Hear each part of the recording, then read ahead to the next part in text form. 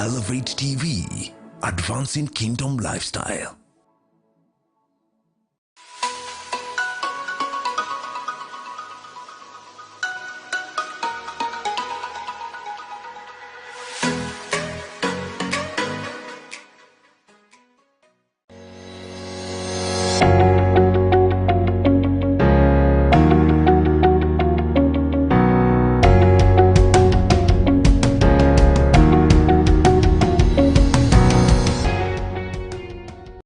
Good morning, ladies and gentlemen. Welcome to Friday Morning Digest. Today we have an interesting digest for you. Today we're talking about GMOs, we're talking about food security, and we're asking ourselves whether there's a role for the church in this. So thank you very much for joining us. Kindly like, kindly subscribe, invite a friend, tell them that this morning we have a very interesting discussion. And just before I introduce the guests, I want to introduce my co-host, Gideon Gchamba, who will introduce the guests to us. Thank you so much, Pastor Arnold. Yes, this is a very interesting discussion. Which way GMO, the good, the bad, and the ugly? It's right here today. So invite a friend to tune in, give them a call, ask them to like our pages, follow us on our pages, and then they will get to learn on this important topic. Yeah, so without further ado, I want to invite our wonderful guests to introduce themselves. Karibuni sana. Thank you. My name is Rebecca Tanui. I work with an organization called Building Eastern Africa Community Network. I'm glad to be here. Thank you. Awesome. And Daniel Maingi, a trained agriculturalist and did some advanced work to PhD level in genetics and molecular biology.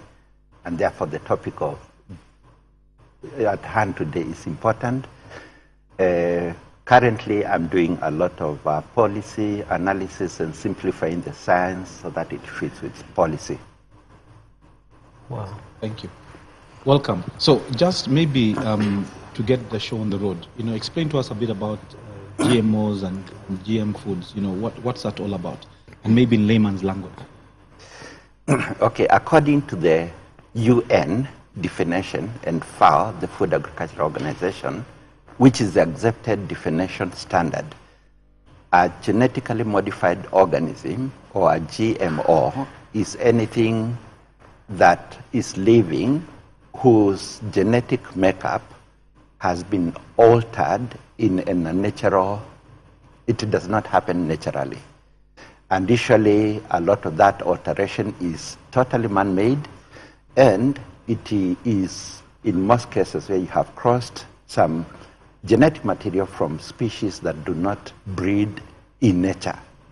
And so you've had, especially last week, we had international guests coming to the country, very rich ones, and they were very cautious with the truth, maybe to say they were economical with the truth.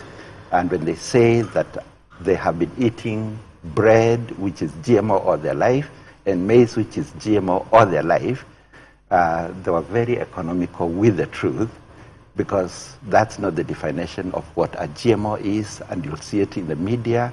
The definition is that which is given by the UN and the Food and Agricultural Organization.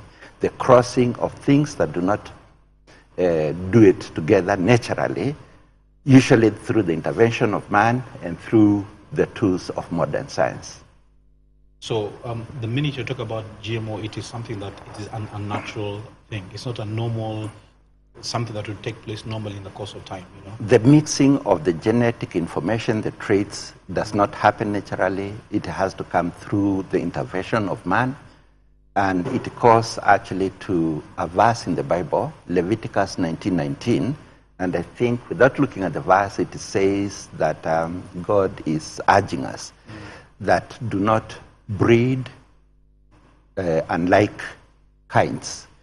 And I think in modern understanding and coming from a molecular biology point of view, it is not a question of do not keep cows and sheep together or plant rice and beans together. It is more of where you're involved in the mating and the exchange of information. It says in the Bible, do not do it. And that is really a reference to the future years when modern science would be able to do that. It's being told, please don't do it. What's the drive? What's the drive towards this? There must be something that's... Okay, sorry. I wanted to ask something. Yes, I wanted to answer what you're asking. The drive about that is we are told that because of... Of course, let me just say, first of all, that there was a ban in 2012 against the importation of GM foods in Kenya. So, Kidogo too. Before 2012, was it allowed in the country? No. Okay. No. But initially they had wanted to bring in, but there was a ban in 2012 against the importation of GM foods into Kenya. But in October 3rd, on the October 3rd this year, the cabinet met and they looked at the situation in the country, in the northern part of the country, where there's food insecurity, these animals are dying and all that, and they said they're now lifting the ban to GMOs. And answering the question that Pastor Arnold has asked, the reason why the government is saying they are lifting the ban is because of the issue of food security, because of famine, and that's what they are saying, as well as climate change. But I think we'll prove later on why it's not the best answer to that issue. Maybe with your permission, Pastor Arnold, the drive across the world towards GMOs comes from a US court decision that made it possible that life forms can be patented, can be moved from ownership by the commons, everyone, to where an individual can own a life form, put it in patent, so anybody else who wants to utilize that life form has to pay royalties, and it created business ventures. And so anybody who is able to come in and alter genetic makeup of anything in a natural way and can claim patent for it. And so that has created the commodification, or the commodities that are live are now part and parcel of business ventures. And a lot of companies, new wealth has been created through GMO and through the ownership and patenting of life. And maybe with your permission, I would like to point to Genesis chapter 1, verse 29. And I think without seeing the verse here, it says in a nutshell that all seeds, all seed-bearing plants on the face of the earth, all herbs, all trees that have fruit in them, the seed is given to you for your food. And so food, right from the beginning, was given to us free, and the seed was free for our food. Now, anytime you change that principle and that relationship to seed, then you're going outside of God's pretext, God's command, and that is actually what happens in the other chapters, especially Genesis 47, verse 13, where after the 7 years of plenty and 7 years of famine, people are beginning to be so hungry, and they're so hooked up to looking at Pharaoh as their God in providing food. And so for 7 years, they exchange all their money, it's gone. Then they continue, they give all their livestock, their sheep, their everything, and it's gone. And now there's nothing left. And slavery comes in the fact that these people go now to Pharaoh and ask him, please buy us. When you ask people to be bought, it's slavery. And buy our land as well, but give us seed. Now you remember in Genesis 1:29, it was given to you free.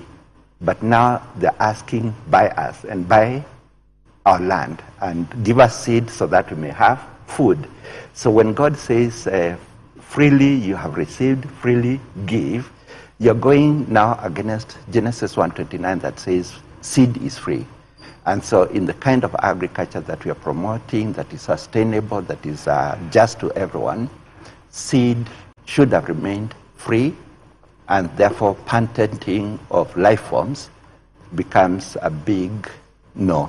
And I think that is where we begin to lose it, and the driver for GMOs. Okay. So in your understanding, you are in these spaces.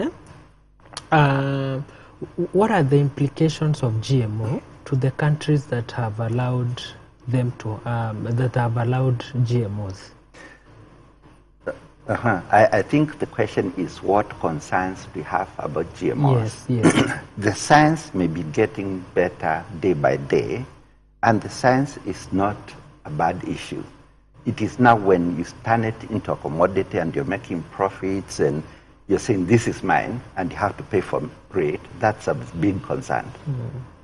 But in other ways, for example, Kenya, we start by going into a lot of industrial agriculture that is moving away from nature.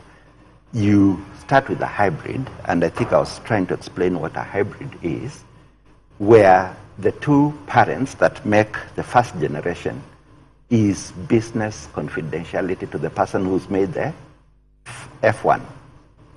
And you cannot have that F1 until you know what the parents are, and they keep that as their business secret to continue making money. So the F1 needs three things. It needs pesticides, it needs a lot of water, and it needs a lot of fertilizer. And once you start doing those, you're getting out of the hands of the pockets. A lot of farmers are not able to afford. Now, GMOs is an addition to that kind of requirement. Not only are you paying for the technology in the GMO, but even the additional things. And then one other concern that is direct is that some GMOs, and there's a lot of independent science that shows it's a problem. As you eat the GMO, it causes a lot of inflammation of the stomach lining, of the kidneys, and of the heart. And in a few cases, it's even gone beyond that. But additionally, you have the GMOs that are commingled with the pesticides that they use. And one of them is Roundup, or the active ingredient is glyphosate.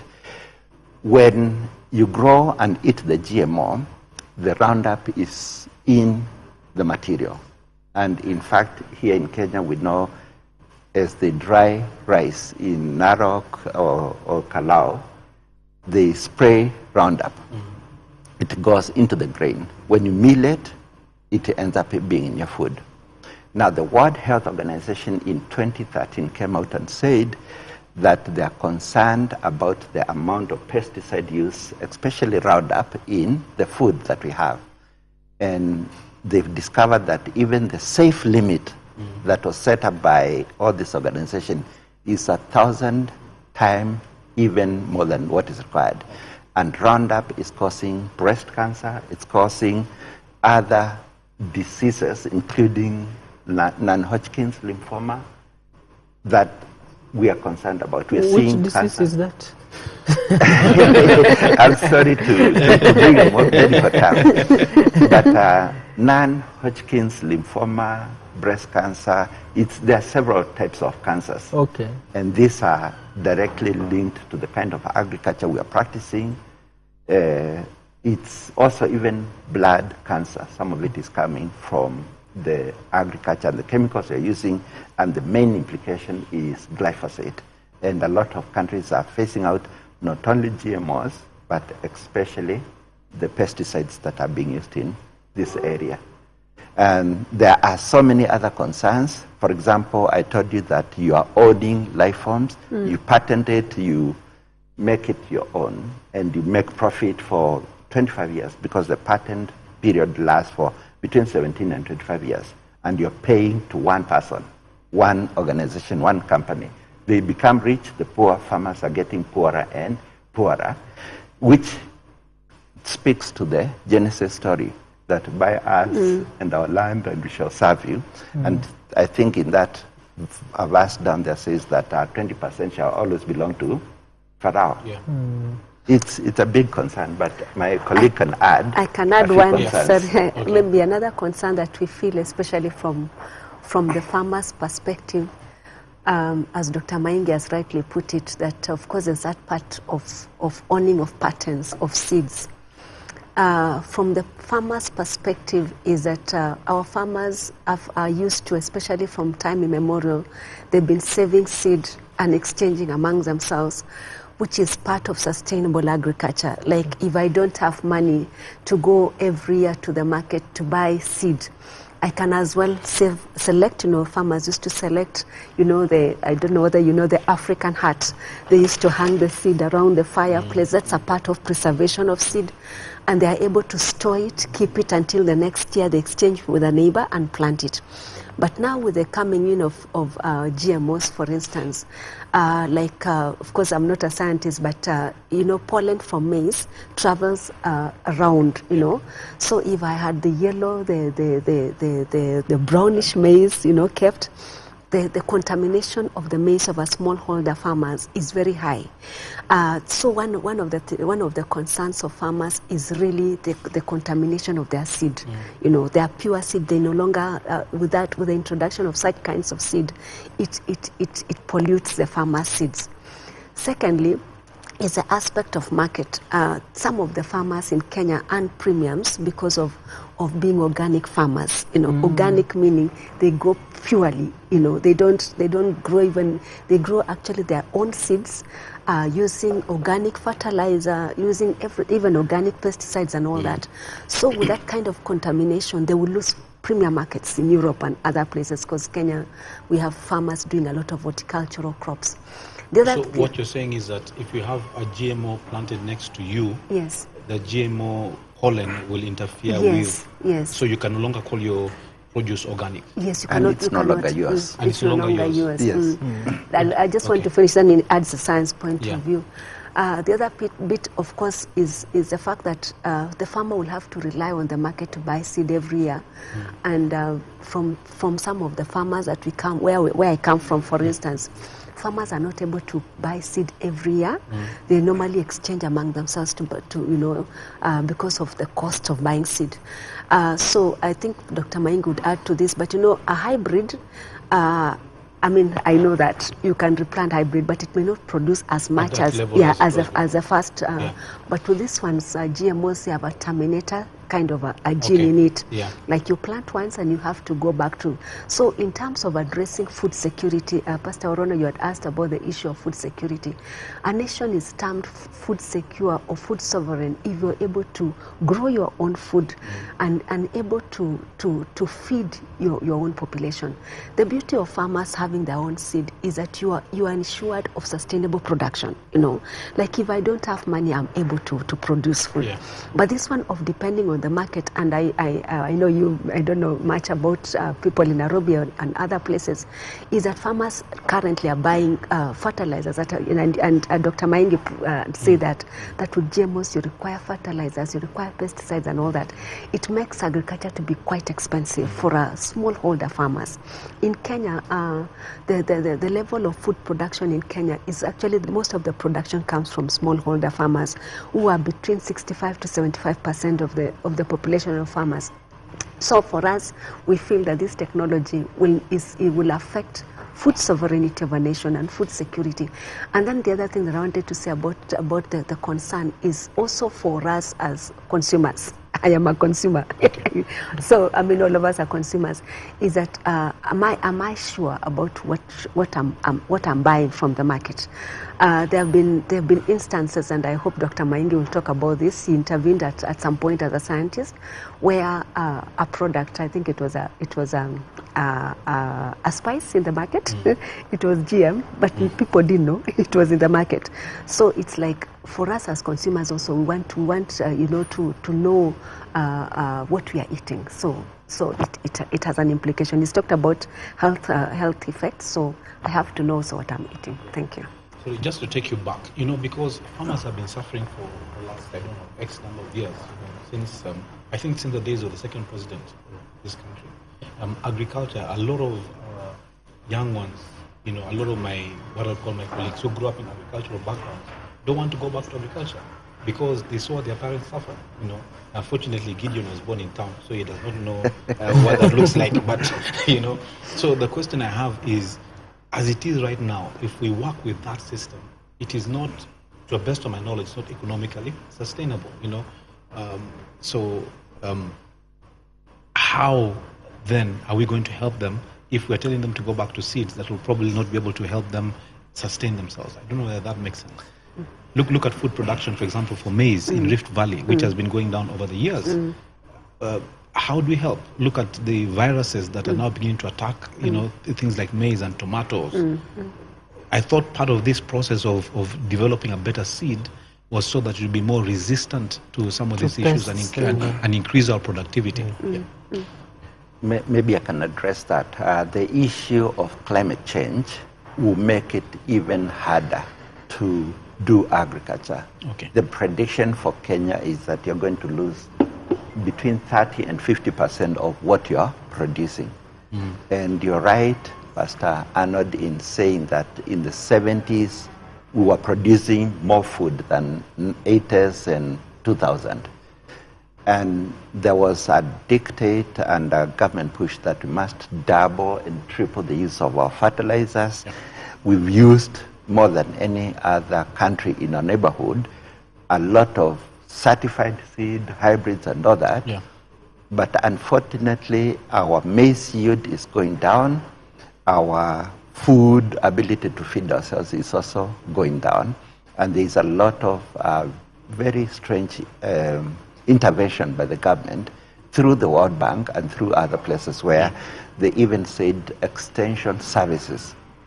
The government must cease and desist from doing extension. Yeah. So instead you're seeing a company, Bayer, Syngenta, whatever, the vehicles are crisscrossing the rural areas with loudspeakers saying our product is the best, buy this seed and all that, because the World Bank declared through structural adjustment program that we should kill our extension, yet extension is the information that the farmers needed to advise themselves.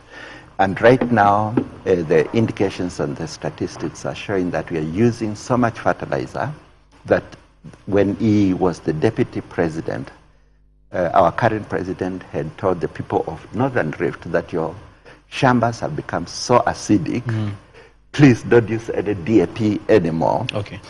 And we are saying there's a different way. And the different way is to actually cease using these chemical fertilizers that are a product of the fertilizer, of the petroleum and the war industry, and use God-given natural products coming from manures and bokashi, which is a very good fertilizer. And the other thing is actually, my friend Rebecca here has mentioned what we have done with the law. The Seed Act of 2012 is what is beginning to make it possible for Kenyans to pay to the piper, to Pharaoh, because they are saying that you must not replant seed, you must not save seed. And remember, in the Bible it says it was freely given.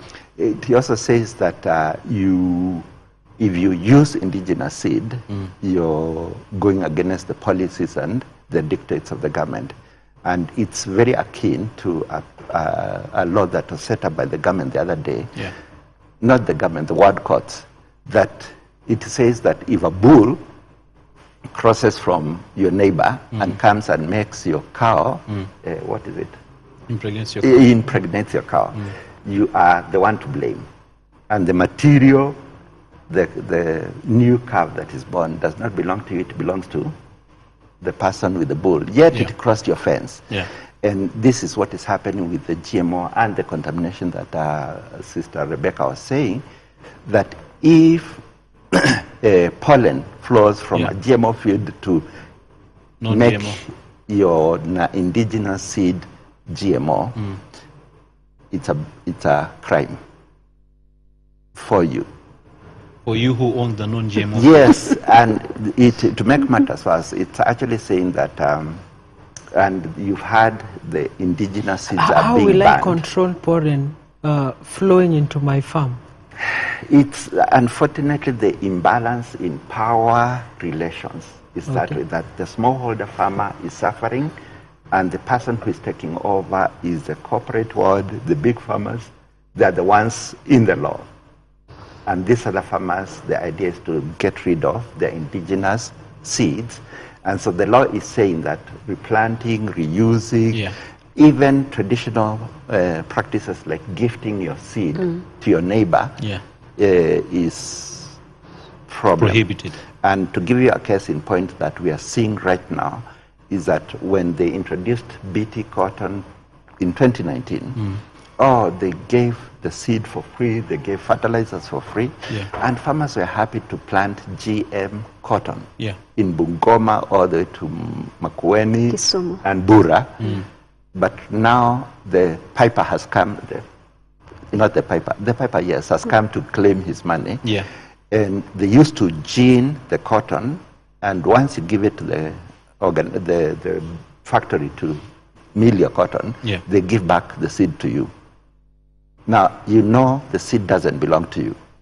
So that they are no longer getting the seed back, and because it's a product of GM protected by patents and all that, they're being forced to pay to one corporation called Mehako Bear from India. And farmers have been saying, where is cotton seed, where is cotton seed? And it's quiet because they need to realize that you cannot reuse the seed. It's against the dictates of the laws that have come in.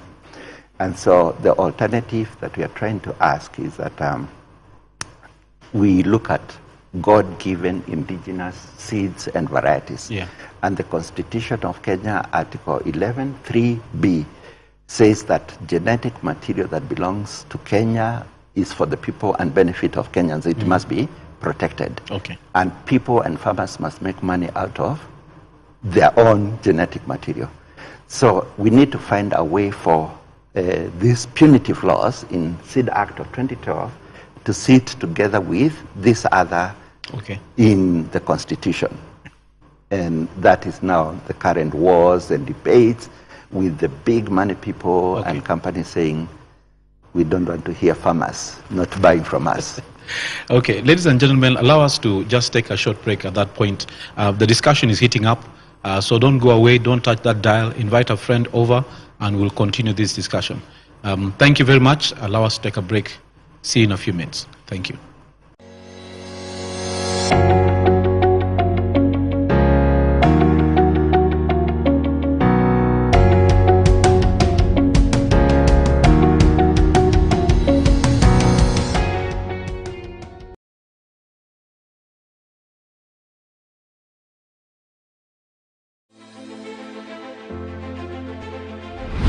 What is it like pastoring university and college graduates in a rapidly secularizing academic environment? They are struggling from information overload. Whether you talk of the TikToks, whether you talk of the Reels, whether you talk of whatever. Even WhatsApp itself, they're used to managing close to 500 WhatsApp in a day.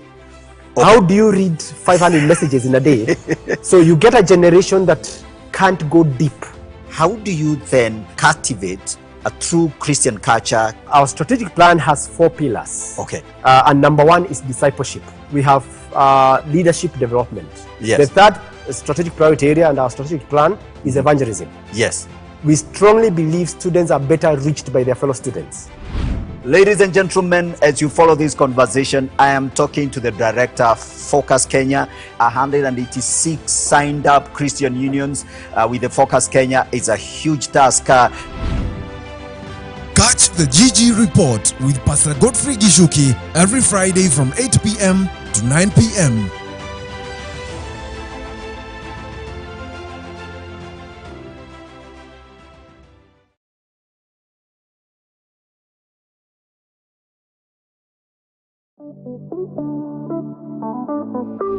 Nico Works Now Trust is a program that comes to you on Elevate TV every Friday at 7:30 p.m. In this program, we dwell into the journey of small and micro enterprises in the country. Tulikuwa tunafulia watu manguo, wengine walikuwa wameandikwa house girls, lakini saa hii tumetoka hapo. You can get the story from domestic workers to people handling 150,000 shillings per month. They're just 13 people.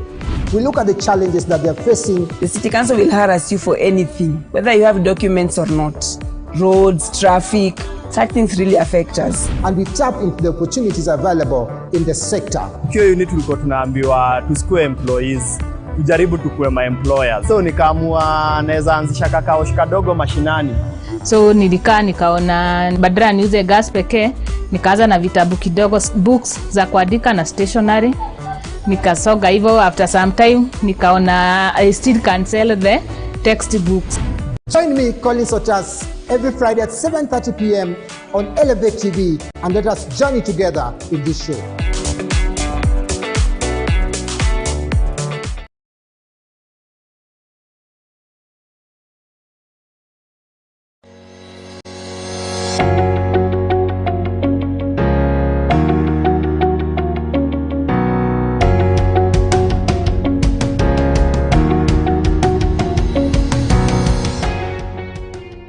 Thank you, ladies and gentlemen. Welcome back. We continue this discussion on GMO and food security.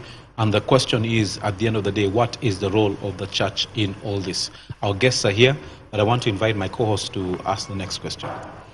This discussion is getting very, very exciting. And I'm even wondering if we can do it in one sitting. And definitely we can't.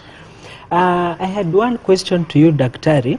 I don't remember it was the drought of which year, but the government ordered the yellow maize because it was known to be drought resistant and on. Was it GMO? Let's begin there. And what are your thoughts around it? During Moi's time, we did not have GMOs anywhere in the world. Okay. And that is why I was saying that this rich visitor last week was lying to us that all his life is eaten GMOs.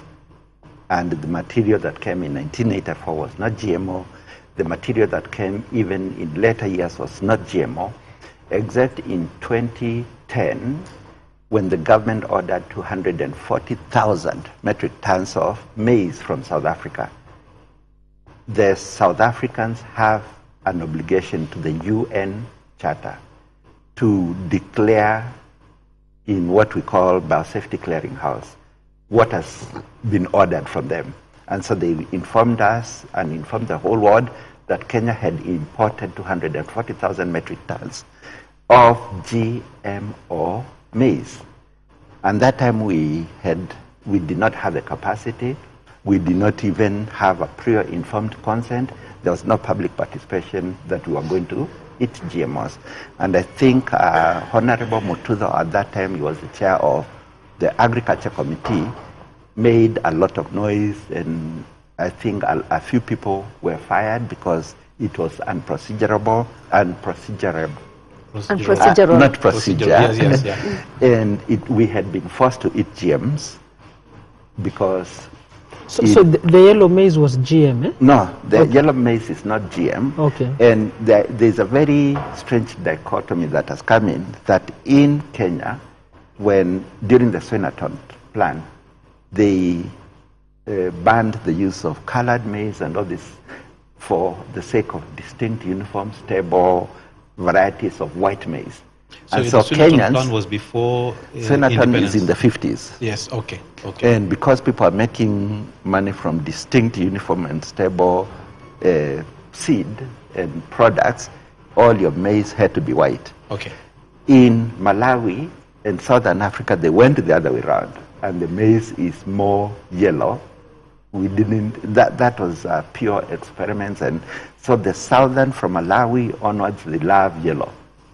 But in Kenya, yellow is actually associated with those years of Moi, when there was food insecurity, and even the taste reminds you of that. But Gideon is a young man. It's not even okay. Gideon is a young man, so he may not even have been born. I think Rebecca too.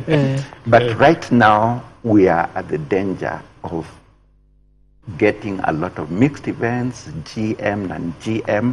The policy at the World Food Program is not to separate GM and non-GM. And the Biosafety Act of 209 in Kenya actually says that before Kenyans are exposed to eat GMO, that there should have been a scientific analysis of the material on a case-by-case basis. Now, the material that has been ordered and we are being told is 10,000 metric tons in the sea, in Mombasa, even before the letters are signed, or maybe the ink has not dried, is a mixed event. We are being told it is from WTO, which is emergency. There is a lot of things that I would urge the media to help us find out the truth. We've approached the National Biosafety Authority to ask them exactly how is the law saying that this food must end up in our plates. Has the National Biosafety Authority in Kenya done and test and given us a full public disclosure of what it is in this material coming in? Is it 100% GMO free? Is it mixed events? Have you done an analysis to find out which GMO events are in this maize? Because the law says that you must follow the procedure. And so whether it's yellow or white, the problems are still there. And my urge is that if we can find a way to eat indigenous maize, let's do it.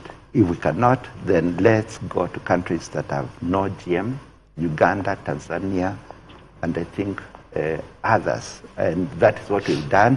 In fact, during the ban of the GMO, 10 years we did not starve. And we always had good seed. And right now the farmers in Rift Valley are harvesting, and somebody wants to make a lot of quick money because the GMO ban, food import ban, was mainly about trade. It was about import, export, foreign dollars, and it has nothing to do with food insecurity in Kenya. Maybe with your permission, I want to add something to what Daktari is saying. The fact that in Kenya, I think why our main concern, especially as citizens, as people who work in development like us, is the fact that in Kenya, Kenya is one of the countries in the East and Central Africa that consumes a lot of maize compared to the other countries. And therefore, when GM maize, as of course I cannot explain the science like Dr. is saying, when GM maize is brought into the country, it exposes many Kenyans, to the effects of GMO, because we consume a lot of maize, In a typical family, maybe in town it's better, people eat probably 3 meals in a day, and it's ugali. So if as Dr. Maingi said earlier, the health impacts of GMO, we are exposed, it means many Kenyans are exposed to health issues, to GMO. So I think that's an issue that we need to take into consideration as consumers, and we take the advice that Dr. Maingi has said. Probably we go back to our indigenous maize. Of course, we know that maize is not an indigenous seed for Kenya. It came from Mexico. But the fact that we need to diversify our foods. Either we go indigenous. I know there are parts around here, not too far from Nairobi city, that plant indigenous maize, or we diversify our foods so that we don't expose ourselves to this. But I like that conversation about diversifying foods. But I ask myself, how easy is it to change the mindset concerning food? I remember one of our former, was it assistant ministers or ministers, who suggested that we should eat rats. I don't know if they remember that discussion. And there's a huge uproar, but yet some communities in Kenya actually do eat rats. Some communities at the coast, and for them it's a delicacy, by the way. So I mean, there was an uproar from those communities that didn't appreciate this, but other communities was because it's not within their culture. So Reverend Arnold, just to answer you, the fact that food is very cultural. The right to food even goes ahead and says that is appropriate to you. And so if somebody boils a skin or some dead cow and you cook it well, it will actually give you nutrition and sustenance. And somebody else has said, I'm so hungry, because we are so hungry in Kenya, in the mind, let me eat now, let my people eat. You fat person stay aside, but we shall talk about the toxins later, after I'm full. It is a very strange question because we've become used to maize and white maize. If you go to Malawi, they are shocked that you're eating white maize. And maize is such a cultural issue that in the US, in Mexico, in Europe, maize is eaten by animals, and that's how they grow it. But because in Kenya we are using it, and they have mountains and mountains of surplus, then they end up saying, oh, we can make money out of some other extra animals in Africa, in Kenya. I'm sorry to say it, but that is their disposition, because I'm not concerned so much about the GM part of it. I'm concerned more about the technology that is producing it, including being sprayed with a lot of Roundup. Okay. And Roundup, according to the World Health Organization, is a very big probable carcinogen. And it's a big question. And so I think Pope Francis has said that we need a lifestyle change, and the lifestyle change is actually one of the things you're saying, that food security should be a thing of the past. We should be talking about food sovereignty. Okay. The ability of a country to make its own decisions on what to food, how the food is produced, how the food is processed, and how you're buying it. But if you expose the country to external markets of buying and demand and that, then when the price of a kilo of maize is 230, no, that's a 2 kilogram packet. The farmers are held at a ransom. Yeah. And so food sovereignty as a country is critical. Rwanda is actually becoming food sovereign. In 2023, they are going to stop importing any maize. And they used to do a lot of the seed from Kenya. They have stopped doing it. The same in 2024, they are saying they are going to stop. They are going to be sovereign on the production of wheat. And right now, most of the seed that they are producing is being sold to Congo. They used to buy from us certified maize the way we are doing it, but they've decided they want food sovereignty, not food security. It's going beyond. And in a small way, and as a small family, although we live in Eastlands of Nairobi, I like to say that we are in the poorer part of Nairobi. With an eighth of an acre, I have chicken, 19 of them. And by God's grace, when he says count your blessing one by one, I discovered that for the last 6 years, we have not needed to buy a single egg. Okay. Every day, my wife is collecting between 6, 4, even 1 egg, but we have not lacked. God has made us egg sovereign. I don't know the price of eggs. Yeah. We also have 2 dilemma plants that are crawling on our fence. And we mix it with a few other things, and we have not bought any greens for 3 years. And whether your greens from Nairobi market are being sprinkled with tick-killing pesticides to make the leaves look green and healthy, we are not there. And the last thing we are doing, once we realized the problems with the maize, especially aflatoxin, my wife decided she needs to see the maize before she brings it home, washes away the acteric pesticide. Remember the skull and the crosses. The companies and other people just mill whatever they get, that acteric, super acteric. And once you make ugali out of that, yet the label clearly said poison. Yeah. It means that as food sovereign at the individual level, look at the maize you are buying, make sure haina aflatoxin, and to be sure, wash it completely, put it in the sun, dry it completely, and grind the little that you need, leaving the most nutritious part of the maize intact.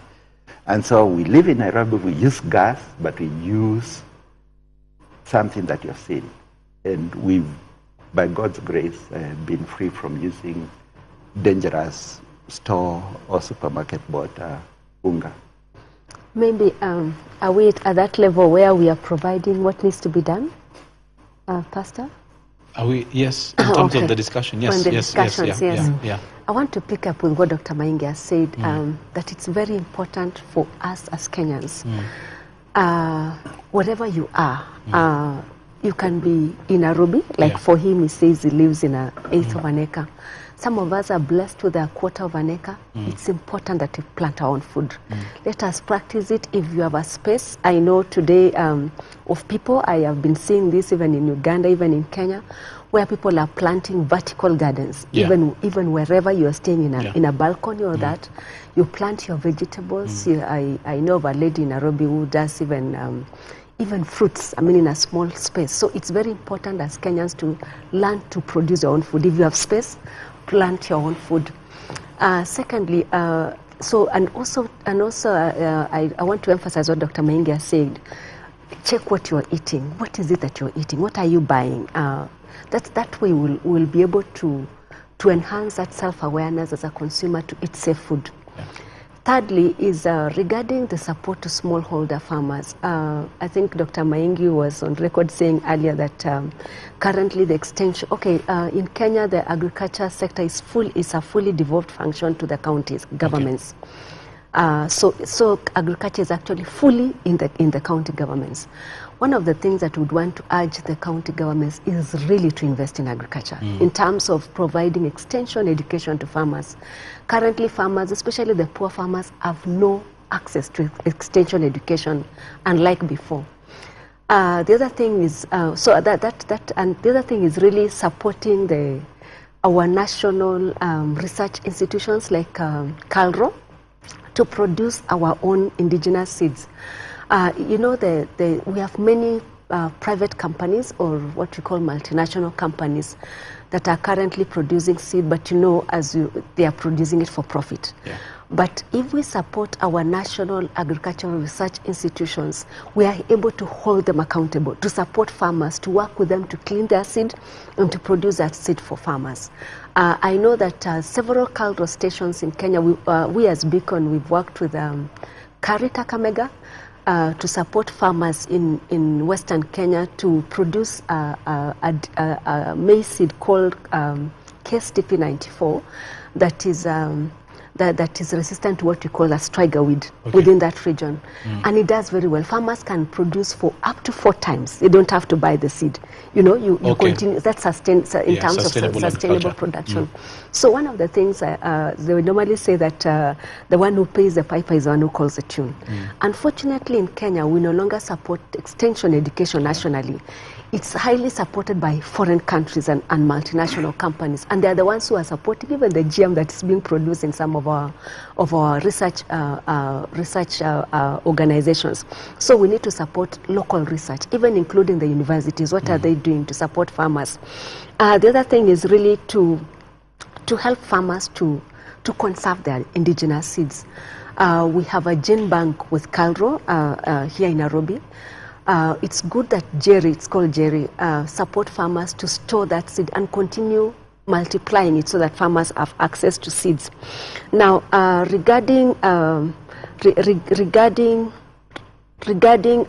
practices that we think are sustainable, you've mentioned farming God's way. There's also agroecology that takes care of the soil. I think it's important that we know that in the context of climate change, currently we have climate change in the country, sustainable ways of producing food is very important. Kenya is a third of the country are able to produce food with rain, but most of the part of the country is a semi-arid and arid region. This has been tested. There's a bishop in Yatta, near Nairobi, not too far from Nairobi, that has been able to practice some of these technologies. And now if you go to Yatta, in as much as it's still dry, by practices such as storing water when it rains, they're able to produce food, and farmers have actually come out of poverty.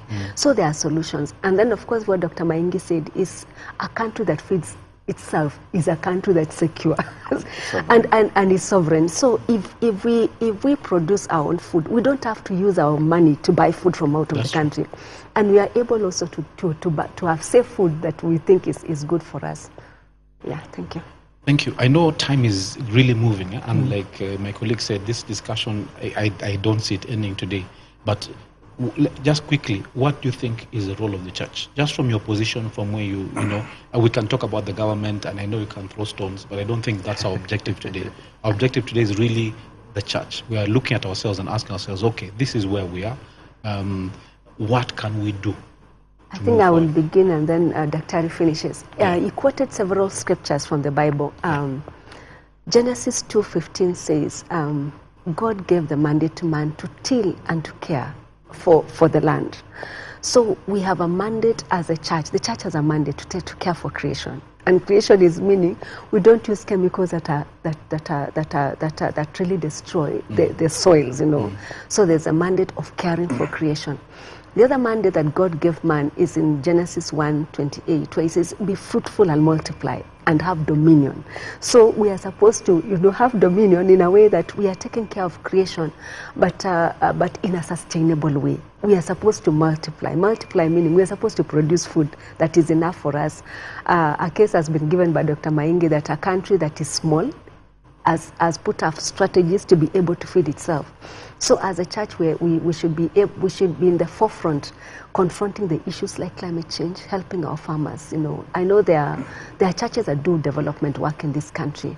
So we need to support farmers to produce food. We need to educate the public about these issues of GMOs in line with our faith. I don't want to quote the verses that Dr. Maingi has said, but really educating people. The other thing is also the church is a prophetic voice. We are supposed to speak for the poor. So if there are issues that we think the government is not doing right, we have a prophetic voice to raise issues that we think are detrimental to the people of this country and to the poor.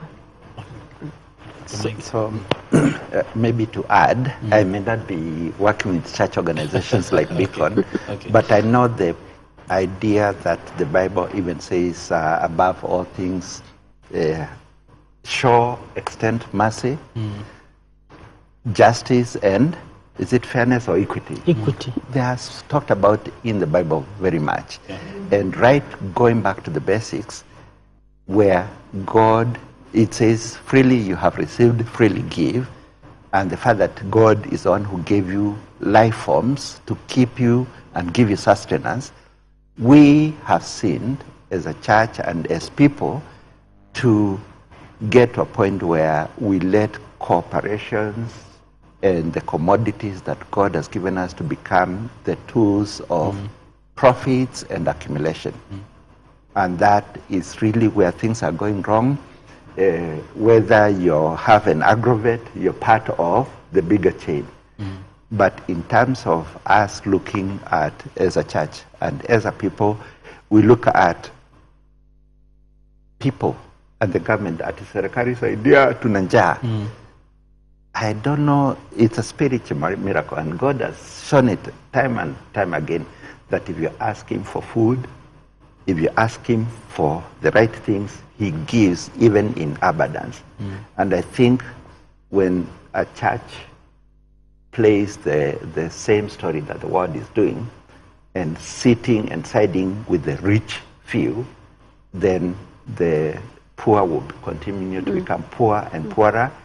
And lastly, I would like to comment about the Extension Act. There was one that was done the other day. I told you back in the 80s and 90s when it began biting us and it began raining, the World Bank, the IMF insisted that the government must desist from extension. But now, and that is why you're seeing, even in Narok the other day, I walked and you see a big board saying, Narok buys this seed so-and-so, it's a hybrid of a company. And there's another board which is even bigger as you drive. It says, and to protect your seed, use this chemical. That is the extent of extension. And we've become, are they voice bites or what do you call them? What do you mean by extension?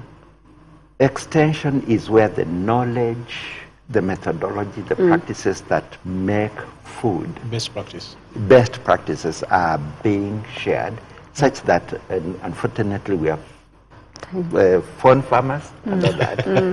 You don't have, when you call your workers to tell them, please put DAP, utakunta ameweka CAN or something else. That knowledge of how to maximize your production is extension. And so there is an act that said the government, yes, yields to the demands of private entrepreneurs, that they're the ones to do extension. And if I'm going to extend that knowledge to the farming community, then I'm going to put my best foot forward. Yes, I'm going to say, you need to buy from me because for me it's profit.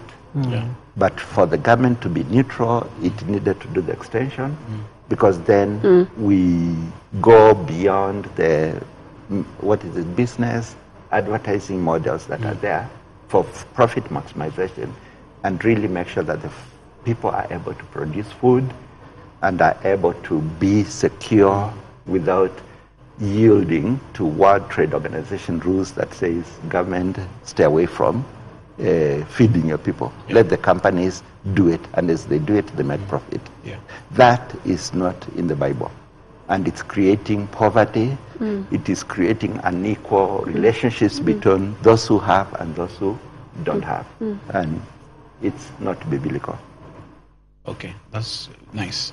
I just want to take you back maybe to one or two things. One is the whole aspect of, you're saying countries are moving away from GMO, you know. Maybe you can talk about some countries and just the move away. You know, there's a move towards, we are moving towards, but move away. And then the second question maybe I'd ask you is, you've talked about food sovereignty. Is it possible to have food sovereignty at individual level, at household level, instead of, because it probably should start at household level before it winds its way into national level. The national level. Some, starting from the back, some policies are nation level led. Before the counties can take them, the government has to lead in policy and says, we've suffered too much in buying, we are going to feed ourselves, and so they forget the World Trade Organization rules that says you must buy from Egypt because they have surplus. But coming back to the question of sovereignty, it is actually how the Bible starts. The Garden of Eden was everything about sovereignty. You could eat everything, and at that time actually you did not eat meat. It was introduced later. And the rule was, there were so many things you could do, but don't eat the middle or the fruit in the middle. You could eat everything, and so moving away from that, we've gotten to a point where even populations in Nairobians are eating macaroni, spaghetti, pasta. Pasta and you go to Papua New Guinea where the whole even tomato paste, yes, has completely changed from eating yams and indigenous things. They're all craving, and so the budget 100% is about buying spaghetti and macaroni. I hear you. Maybe Rebecca. In terms of food sovereignty, at the household level, yes. I spoke earlier on about people being mindful about growing food. I know studies have been done that by 2050, most of the population in Kenya will be urban. But it's about that knowledge that let me plant my own food. Dr. Maingi has given us a very good example that within 3 years, they no longer depend on the market on two aspects, vegetable and you start incrementally. It requires a mindset change that I need to produce for myself. So if you have that little space, you say, what can I do incrementally? And there are technologies. Dr. Maingi is a scientist who has also practiced agriculture in Calro. So one of the things is that you can even begin, there are conical gardens, they are called vertical gardens. I don't know, you've seen the sack ones. You can do that. And it saves you, first of all, you don't have to depend on the market to buy. It saves you some coins, but also the safety of food. So I think that's one thing that we need to tell people. be mindful of producing food in your own house. You may not have everything because of course, for instance, at household level, you cannot have your own sugar, have your own salt, have your own, but at least the basic foods you are able. And then most of us in Kenya apparently have some ushago. Yeah. Why don't we do some farming? Yeah. And then to answer your critical question, Europe has a new policy. It's called From Farm to Plate. And in that one, by 2030, they want to convert all Gchamba, all operations into organic farming. Wow. Yes, by 2030, 30% of all farming by 2030 will be... 8 years from now. Organic. Or 6. 2027. 7 years. They are going organic.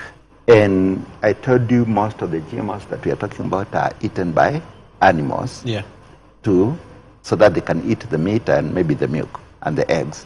They don't eat them directly, like here we are being asked to do it. We are doing... It's eaten by animals? Yes. Even Mexico, the other country that is moving away from GMO maize is Mexico. Mexico has told the U.S., which is the largest importer of U.S. GMO maize, that in 2023, 2024, they are phasing out of GMO maize, and they're not going to be the biggest market for the U.S. So if they want to do business with the U.S., the neighbor, then they have to send them non-GMO maize, which is actually the first choice of feed for Europe, for Japan, even China. They buy sorghum and everything.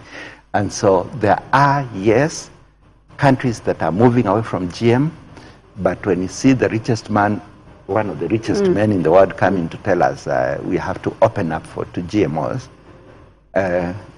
leaves a lot of questions. Sarcastically, I'm saying that ziko kwa Mombasa na wale wanataka kukula, tukule. Maybe as a region, I know time is gone. One of the things that I think as a country we need to do is really, there's a lot of food in the region. Now, farmers in the North Rift, in Western region, and South Rift, and parts of, I think, Central, have maize ready. Why don't we first of all support our farmers so that at least they have income to go back to farming? Because one of the things as we continue importing food, we are destroying the markets for farmers, and they are discouraged to go back to farming. Secondly, is that there are countries around us who are not planting GMOs. Why don't we support and we are members of EAC community, the East Africa community. We are members of the Africa Continental Free Trade Area. Why don't we buy food from Africa, support our own? Do we have to get maize from Mexico or other places? It's actually, what we are saying is there are options. We don't have to buy GMOs. Thank you. Ladies and gentlemen, I think I have to wrap this up at that stage. It's been a great discussion. I know we've just touched the tip of the iceberg. Even my cameramen here have been very quiet listening in on this discussion. I'm sure they're all the more richer from the things that we've shared. I think we should invite them back some other time to just continue, and let's get deep into this discussion and talk about the alternatives, because what we really talked about is what are the challenges of the GMO foods, but what are the alternatives, and what position should a church take in terms of propagating the alternatives. Thank you very much for joining us this morning. Kindly like, kindly subscribe. Send this clip to others who probably are not able to join us, so they can be more educated about the things that we are discussing. The Lord bless you and keep you, cause the light of his countenance shine upon you and give you peace on every side. Amen. Amen.